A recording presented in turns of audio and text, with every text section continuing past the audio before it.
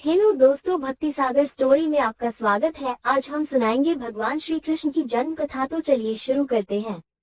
भाद्रपद कृष्ण अष्टमी को श्री कृष्ण जन्माष्टमी कहते हैं, क्योंकि ये दिन भगवान श्री कृष्ण का जन्म दिवस माना जाता है।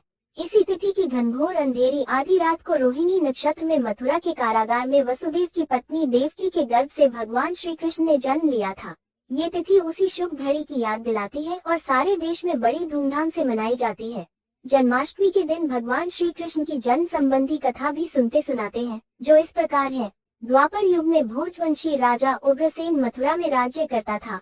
उसके आगताई पुत्र कंस ने उसे गद्दी से उतार दिया और स्वयं मथुरा का राजा बन बैठा। कंस की एक बहन देवकी थी, जिसका विवाह वसुदेव नामक यदुवंशी सरदार से हुआ था। एक समय कंस अपनी बहन देवकी को उसकी ससुराल पहुंचाने जा रहा था। रास्ते में आकाशवाणी हुई, हे कंस, जिस देवकी को तू बड़े प्रेम से ले जा रहा है, उसी में तेरा काल बसता है। इसी के गर्भ से उत्पन्न 8वां बालक तेरा वध करेगा। ये सुनकर कंस वसुदेव को मारने के लिए उद्यत हुआ। तब देवकी ने उससे विनयपूर्वक कहा, मेरे गर्भ से जो संतान होगी, उसे मैं तुम्हारे सामने ला दूंगी। बहनोई को मारने से क्या लाभ है?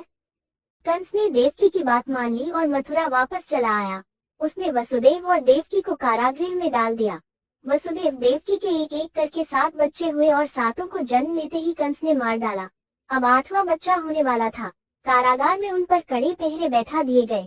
उसी समय नंद की पत्नी यशोदा को भी बच्चा होने वाला था।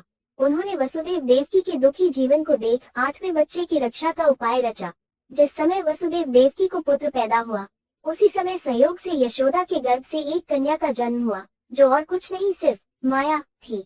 जिस कोठरी में देवकी वसुदेव कैद थे, उसमें अचानक प्रकाश हुआ और उनके सामने शंख, चक्र, गदा, पद्म धारण किए चतुर्भुज भगवान प्रकट हुए। दोनों भगवान के चरणों में गिर पड़े। तब भगवान ने उनसे कहा, अब मैं पुनः नवजात शिशु का रूप धारण कर लेता हूँ। तुम मुझे इसी समय अपने मित्र नंद जी के घर वृंदावन में भेजाओ और उनके यहाँ जो कन्या जन्मी है, उसे लाकर कंस के हवाले कर दो। इस समय वातावरण अनुकूल नहीं है, फिर भी तुम चिंता न करो। जागते हुए पहरेदार सो जाएंगे, कारागृह के फाटक अपने आप खुल जाएंगे और उफनती अथाह यमुना तुमको पार जाने का मार्ग दे देगी। उसी समय वसुदेव नवजात शिशु रूप श्री कृष्ण को सूप में रखकर कारागृह से निकल पड़े और अथाह यमुना को पार कर नंद जी के घर पहुंचे। वहां उन्होंने नवजात शिशु को यशोदा के साथ सुला दिया और कन्या को लेकर मथुरा आ गए। कारागृह के फाटक पूर्ववत बंद हो गए। अब कंस को सूचना मिली कि वसुदेव देवकी को बच्चा पैदा हुआ है।